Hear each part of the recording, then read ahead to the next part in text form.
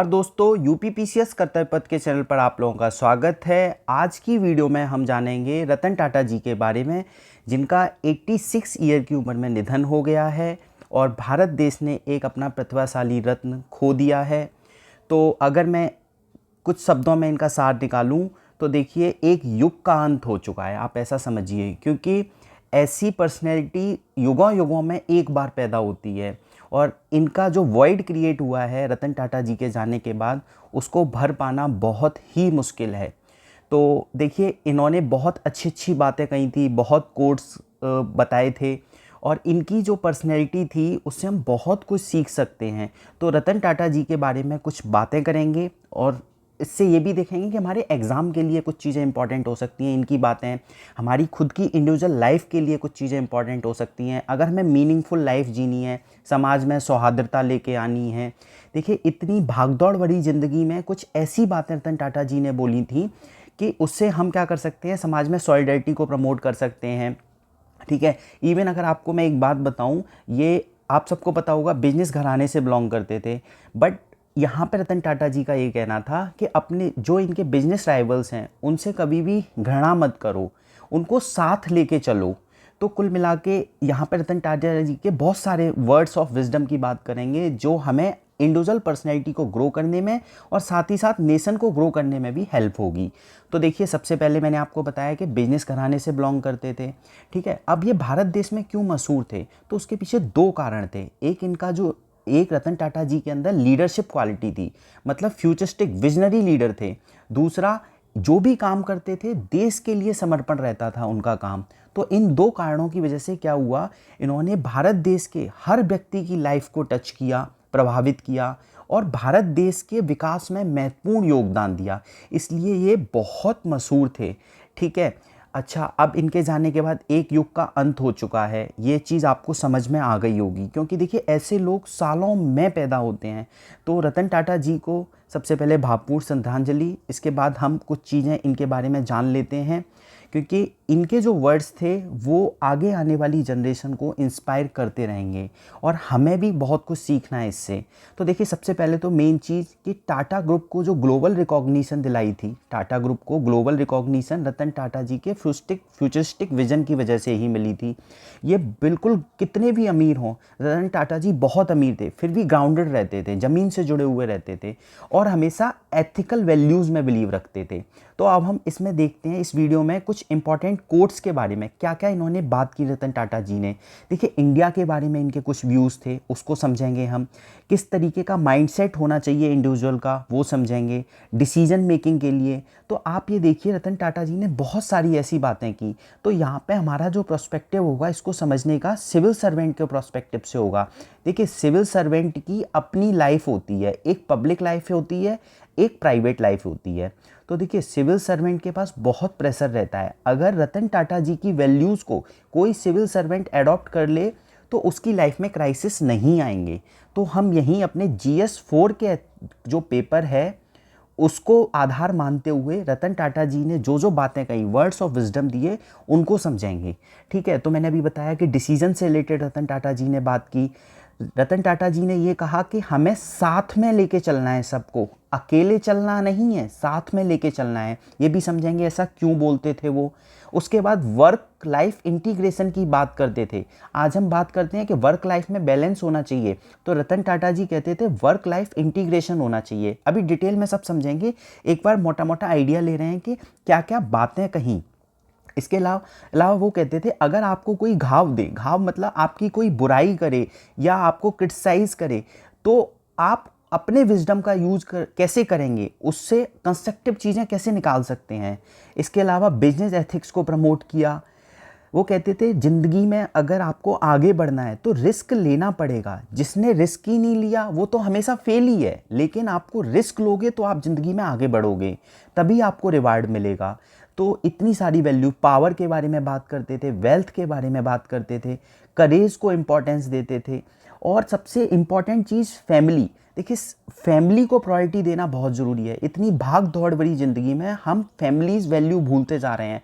अब जैसे आप लोग ही देखिए, घर से दूर रहते हैं, रूम लेके सब लोग रहते हैं, तो हम इवन एक वक्त ऐसा आता है कि हम महीनों महीनों अपने घर वालों से तक बात नहीं करते, या हफ्ता हफ्ता हो जाता है, पूरा दिन हो जाता है, तो हम अपनी फैमिली से दूर तो रह रहे हैं, बट कम्युनिकेशन मीडियम आ गया, तो एटलीस्ट दिन में एक बार घर पे तो फ़ोन लगाइए, जिससे माँ बाप को ये तो एहसास हो कि आप लोग ठीक हो। ठीक है, तो ये फैमिली फर्स्ट को प्रायोरिटी देते थे। इसके अलावा क्रिएट अपॉर्चुनिटी, वो ये कहते थे अपॉर्चुनिटी क्रिएट करो, उसका वेट मत करो, मतलब अवसर को क्रिएट करो। ठीक है, इसके अलावा लीडरशिप पे बात करते थे। तो एक एक करके स्टार्ट करते हैं, समझते हैं कि क्या क्या बातें करते थे रतन टाटा जी। तो देखिए, सबसे पहले मैंने आपको बताया कि इंडिया पे बात करते थे। किस पे? इंडिया के बारे में। तो इंडिया के बारे में उनका सबसे पहला विज़न ये था कि इंडिया के अंदर क्या है, बहुत पोटेंशियल है। क्या है? बहुत ज़्यादा क्षमता है इंडिया के अंदर। इंडिया एक ऐसा कंट्री है, मतलब great country with great potential. ये उनका वर्ड था कि इंडिया एक ग्रेट कंट्री है और ग्रेट पोटेंशियल है। इसलिए जो रतन टाटा जी के फोर फादर थे, जमशेदजी टाटा, उन्होंने इंडिया के फ्यूचर में इन्वेस्ट करना स्टार्ट किया। मतलब जितने भी बिजनेस वगैरह उन्होंने स्टैब्लिश किए, वो इंडिया के फ्यूचर असेट थे। ठीक है, तो हमने क्या चीज़ सीखी कि great country with great potential. तो इंडिया के अंदर उनके ये विचार थे इंडिया के लिए। ठीक है, हम थोड़ा थोड़ा समझ रहे हैं जो हमारे एग्जाम के लिए इंपॉर्टेंट है। ठीक है, इसके बाद वो बात करते थे माइंडसेट पे। मैंने अभी आपको बताया माइंडसेट सेकंड पॉइंट। तो देखिए, माइंडसेट पे हमको क्या समझना है कि हमारी ज़िंदगी में देखो डाउनफॉल्स तो आते ही हैं। तो अगर मान लो हम एग्ज़ाम की तैयारी कर रहे हैं, यूपीएससी या यूपीपीसीएस के एग्ज़ाम की तैयारी कर रहे हैं, तो कहीं हम फेल हो रहे हैं या लाइफ में कोई क्राइसिस आ रहे हैं हमारी, तो उसका कारण क्या है? वो कॉज बताते थे। इसका कारण क्या है? हमारे एक्शन है। हम जो भी काम करते हैं उसी की वजह से हम फेल होते हैं या हमारी लाइफ में क्राइसिस आते हैं। इसका एग्जाम्पल एक कोट देते हुए उन्होंने समझाया। देखिए, आयरन को एग्जाम्पल माना उन्होंने और कहा कि आयरन को कोई डिस्ट्रॉय नहीं कर सकता, लोहे को कोई डिस्ट्रॉय नहीं कर सकता। अगर कोई डिस्ट्रॉय कर सकता है तो लोहे पे जो खुद जंग लगती है वो डिस्ट्रॉय कर सकती है। सेम ह्यूमन बीइंग के साथ है कि ह्यूमन बीइंग्स को या किसी पर्सन को कोई डिस्ट्रॉय नहीं कर सकता, बस उसका माइंडसेट है, वही उसको बचा सकता है या उसको डिस्ट्रॉय कर सकता है। तो यहाँ पे उन्होंने जो कोट अनकोट में बात कही, उसको आप लोग नोट डाउन कर लीजिए, मैं बोल देता हूँ। ठीक है, तो देखिए, उन्होंने कहा था no one can destroy iron, no one can destroy iron. इसको लिख लेना, देखो तभी फायदा होगा इस वीडियो का। जो जो बातें मैं आपसे कहूँ वो लिख लेना। No one can destroy iron but its own rust can. ठीक है, but its own rust can. Likewise none can destroy a person, none can destroy a person but their own mindset, own mindset. Clear यहां तक? तो हमने mindset पे चीजें समझ ली। अब यहीं आप सिविल सर्वेंट से लिंक कर लीजिए। देखिए, सिविल सर्वेंट का अगर माइंडसेट, मतलब अगर मैं बात करूं, अगर एटीट्यूड पॉजिटिव है तो कितनी भी लाइफ में उसके क्राइसिस आ जाएं वो ओवरकम कर जाएगा।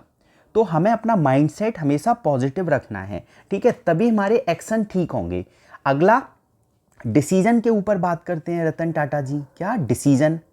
तो देखिए, डिसीजन कैसा होना चाहिए? डिसीजन गलत और सही दोनों हो सकते हैं, राइट भी हो सकते हैं, रॉन्ग भी हो सकते हैं। आपके डिसीजन पे लोग आपको क्रिटिसाइज भी करेंगे, लोग आपकी बुराई भी करेंगे। अब जो आपकी बुराई कर रहे हैं उनको साइलेंट करना बहुत ज़रूरी है। उनको साइलेंट आप कैसे करेंगे? दो तरीके हैं, या तो ताकत के बल पे, ताकत मतलब कोवर्सन, कोवर्सन के बल पे, या अपने एक्शन के थ्रू। तो रतन टाटा जी कहते थे कि आपके डिसीजन राइट और रॉन्ग कुछ भी हो सकते हैं। आपके डिसीजन पे लोग आपको क्रिटिसाइज करेंगे, बट जो क्रिटिसिज्म है उसको साइलेंस आपको करना है, साइलेंट करना है। तो या तो ताकत से करो या एक्शन से। तो वो कहते थे एक्शन से करो, अपने ऐसे एक्शन लो जिससे कि आपका डिसीजन राइट हो जाए। जब आपका डिसीजन राइट हो जाएगा तो लोग आपको क्रिटिसाइज नहीं करेंगे। इसी कंटेक्स्ट में वो, जैसे एग्जाम्पल से आप समझिए, सिविल सर्वेंट की आप तैयारी कर रहे हैं, सिविल सर्विसेज की। आप मान लो 2 अटेम्प्ट आपके निकल गए। ठीक है, आपको लोग ताना मार रहे हैं कि आप पढ़ते ही रहोगे, कुछ कर लो। तो ऐसे केस में आपको अपने डिसीजन को प्रूव करना है कि आपका डिसीजन सही था सिविल सर्वेंट की तैयारी का। तो आपने डिसीजन लिया, अब ऐसे एक्शन करो कि वो सही प्रूव हो। तो उसके लिए आपको पढ़ना पड़ेगा। पढ़ना क्या है, डायरेक्शन क्या है, गाइडेंस क्या है, ये सब इंपॉर्टेंट करता है इस एग्जाम के लिए। ठीक है, अब सिविल रतन टाटा जी ने इससे रिलेटेड जो कोट का वो समझ लेते हैं। तो देखिए इस कोट को आप नोट डाउन जरूर कर लेना। देखिए इस पूरी वीडियो को बनाने का उद्देश्य यही है, जो भी कोट आपको बताए जाएं वो नोट डाउन करने हैं। देखिए वो कहते थे, I don't believe in taking right decision, I don't believe in taking right decision, but I take decision and then make them right। यहां पे उन्होंने कहा कि मैं बिलीव नहीं करता राइट डिसीजन लेने में। उन्होंने कहा डिसीजन लो सबसे पहले, राइट और रॉन्ग तो बात की बात है, सबसे पहले डिसीजन लो और उसको फिर राइट बनाने की कोशिश करो। सारे एक्शन ऐसे करो कि वो डिसीजन आपका राइट हो, चाहे आपको कुछ भी करना पड़े। बट याद रखना यहां पे एथिकल मीन्स यूज करने हैं, एथिकल मीन्स यूज करने हैं, अनएथिकल नहीं। ठीक है, सेम कलाम जी भी यही कहते थे। अब्दुल कलाम जी क्या बोलते थे, अब्दुल कलाम जी कहते थे कि एक बार आप डिसीजन लो लाइफ में, अब वो गलत सही क्या होगा आपके एक्शन पे डिपेंड करेगा।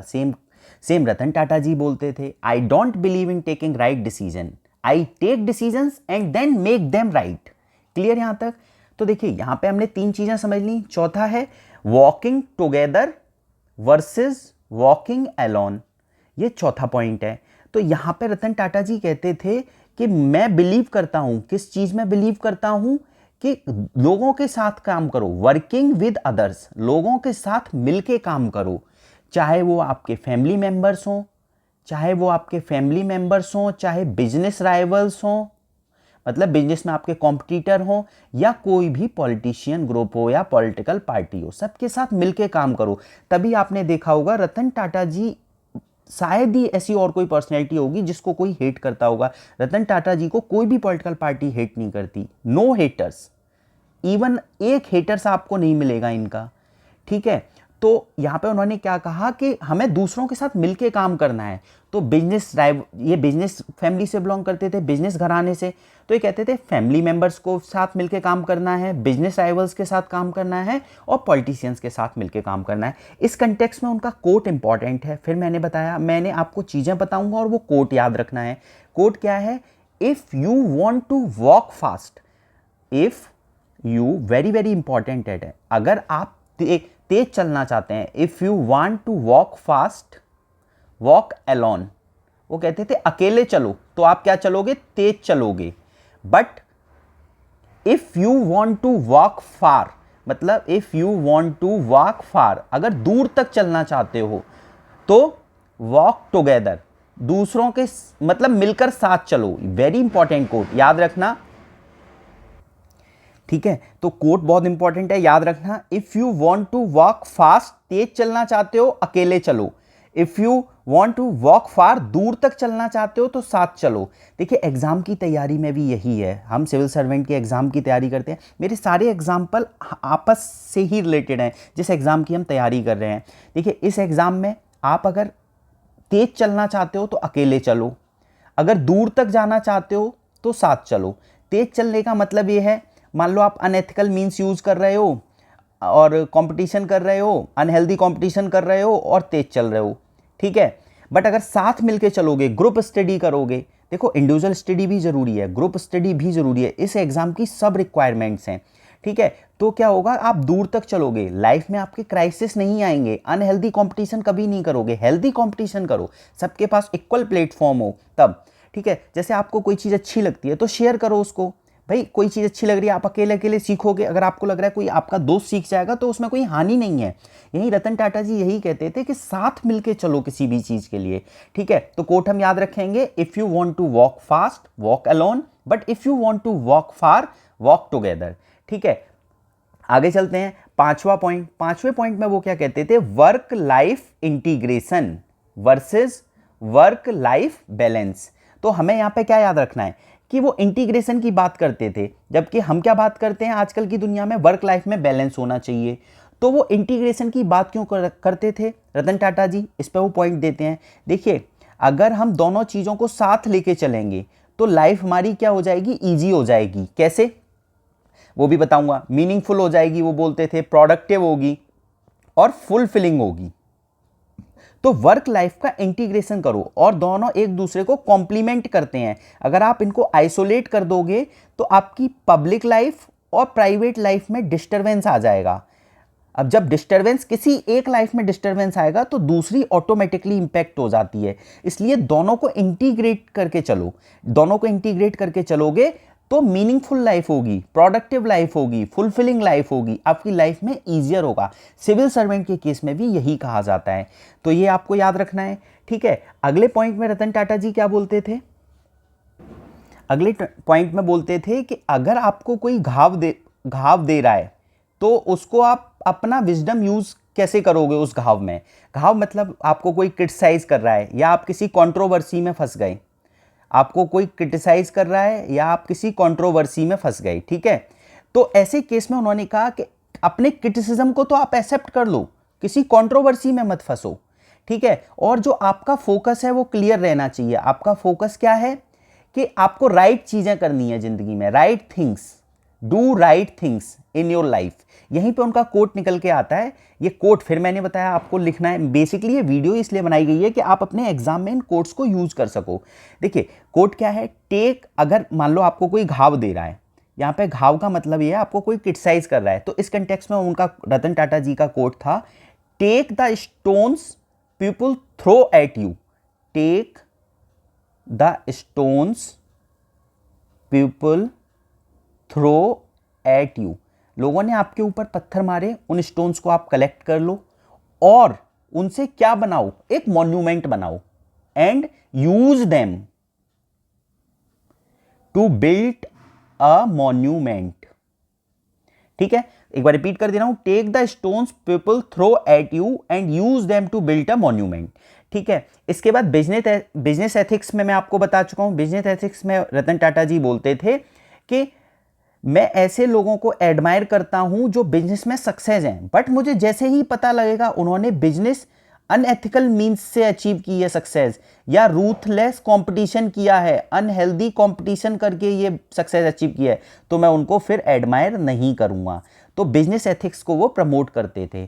ठीक है, आज के केस में अब आप देख लीजिए, सोशल मीडिया पे इतने सिविल सर्वेंट एक्टिव रहते हैं, अपनी सोशल मीडिया पे इवन कहा जाता है कि कैमरा लेके चलते हैं। ठीक है, अपनी खुद पॉपुलैरिटी बढ़ाते हैं। तो इस केस में सिविल सर्वेंट की पॉपुलैरिटी बढ़ रही है उनके काम से या कैमरे से। जैसे ही पता लगेगा काम से बढ़ रही है तो रतन टाटा जी कहेंगे कि भाई इनको तो एडमायर कर लो, इनकी प्रशंसा करो, बट कैमरे की वजह से बढ़ रही है तो भाई इनको तो प्रशंसा नहीं मिलनी चाहिए, इनका तो क्रिटिसिज्म होना चाहिए। ठीक है, आगे चलते हैं। बहुत इंपॉर्टेंट है रिस्क एंड रिवार्ड। तो रतन टाटा जी इस पे क्या बोलते थे कि लाइफ में रिस्क लेना बहुत जरूरी है। जैसे किसी एग्जाम की तैयारी कर रहे हैं हम, तो एग्जाम में हमें क्वेश्चन अटेम्प्ट करने हैं, तो हमें कैलकुलेटेड रिस्क लेनी है, कैलकुलेटेड रिस्क लेनी है लाइफ में। ठीक है ना, एग्जाम में भी हमें कैलकुलेटेड रिस्क लेनी होती है। और इस कंटेक्स्ट में रतन टाटा जी कहते हैं, इंपॉर्टेंट कोट है कि the biggest risk is not taking risk. मतलब biggest risk is not taking risk. सबसे बड़ी रिस्क क्या है? जिसने रिस्क ही नहीं ली। तो ये कहते हैं कि यहां पे रतन टाटा जी कहते हैं कि वर्ल्ड तो बहुत तेजी से चेंज हो रहा है। वर्ल्ड में क्या हो रहा है? चेंज आ रहे हैं, बहुत ज्यादा, बहुत क्विकली चेंज आ रहे हैं। तो एक ही स्ट्रेटजी है जो आपको सफल बना सकती है, जो गारंटीड सक्सेस है, वो है, या आप इस स्ट्रेटजी से फेल नहीं होगे, कि आपको क्या करना है? रिस्क लेना है। अगर आपने रिस्क नहीं लिया तो गारंटीड आप फेल हो जाओगे, और आपने रिस्क लिया तो यह है कि आप फेल तो नहीं होगे, बट अगर आपने रिस्क नहीं लिया तो पक्का गारंटी है कि आप फेल हो जाओगे। तो रतन टाटा जी के शब्दों में हमने क्या जाना? In the world that is changing quite quickly, the only strategy that is guaranteed to fail is not taking risk. तो कुल मिला के आपने यहां पे शब्दों में समझ लीजिए कि रिस्क लेना बहुत जरूरी है। जिसने रिस्क नहीं लिया वो तो पक्का फेल होगा ही होगा। ठीक है, तो यहां पे the biggest risk is not taking risk. Clear? अब देखिए अगला, रतन टाटा जी कहते थे अप्स एंड डाउन्स तो जिंदगी में आएंगे ही आएंगे। ठीक है, अप्स एंड डाउन्स का मतलब लाइफ में चैलेंजेस तो आएंगे ही आएंगे। कई लोग चैलेंजेस के दबाव में बिल्कुल टूट जाते हैं, लेकिन रतन टाटा जी कहते थे चैलेंजेस आएंगे बट आपको कॉन्टिन्यूसली मूव करते रहना है, कॉन्टिन्यूसली मूव करते रहना है। जैसे यहाँ पे रतन टाटा जी के बारे में कहा जा रहा है कि वह मतलब ऐसा कहा जाता है वेस्ट बंगाल के सिंगरूर में प्लांट लगाना चाहते थे रतन टाटा जी, तो यहाँ पे प्रोटेस्ट हुआ तो प्लांट वहाँ लग नहीं पाया, तो इनकी लाइफ में चैलेंजेस आए। तो हर किसी की लाइफ में चैलेंजेस आएंगे बट टूटना नहीं है। यहाँ पे रतन टाटा जी कहते थे कि जो अप्स एंड डाउन्स हैं, अप्स एंड डाउन्स हैं बहुत इंपॉर्टेंट है लाइफ में। क्यों? क्योंकि देखिए अप्स एंड डाउन्स इसी तरीके से होंगे। तो रतन टाटा जी कहते थे कि अगर ईसीजी में, जो हम हार्ट का ईसीजी कराने जाते हैं, अगर उसमें स्ट्रेट लाइन आ गई इसका मतलब वी आर नॉट अलाइव। तो इसलिए कहते हैं कि अप्स एंड डाउन्स बहुत जरूरी हैं। तो इनका कोट, रतन टाटा जी का कोट क्या था कि ups and downs in life is very important to keep us going because a straight line even in ECG means we are not alive. एक बार रिपीट कर रहा हूं, कोट इंपॉर्टेंट है, समझ लीजिए, एग्जैक्ट नहीं। कोट क्या है कि अप्स एंड डाउन्स बहुत इंपॉर्टेंट हैं, तो हम हमारी लाइफ को आगे बढ़ाने के लिए इवन जो ईसीजी में स्ट्रेट लाइन आती है उसका मतलब क्या है, we are not alive. Clear? तो अप्स एंड डाउन्स होंगे ईसीजी में, इसका मतलब हम जिंदा हैं, और लाइफ में भी अप्स एंड डाउन्स होने चाहिए। क्लियर? आगे चलते हैं। रतन टाटा जी की ये बहुत इंपॉर्टेंट अच्छी बात थी कि फैमिली फर्स्ट को प्रायोरिटी देते थे, फैमिली मेंबर्स को ऊपर रखते थे मनी से, सक्सेस से। कहते थे फैमिली मेंबर को प्रायोरिटी देनी चाहिए, आज नहीं तो कल आपको एहसास हो ही जाएगा कि जो मटेरियल थिंग्स हैं वो कुछ भी नहीं है, अगर कुछ है तो फैमिली की हेल्थ है, वेलबींग है। ठीक है? तो फैमिली फर्स्ट के कॉन्सेप्ट को उन्होंने ईजाद किया था और कहा था मनी और सक्सेस से ऊपर फैमिली को रखना चाहिए। ठीक है? तो यहाँ पे उन्होंने एक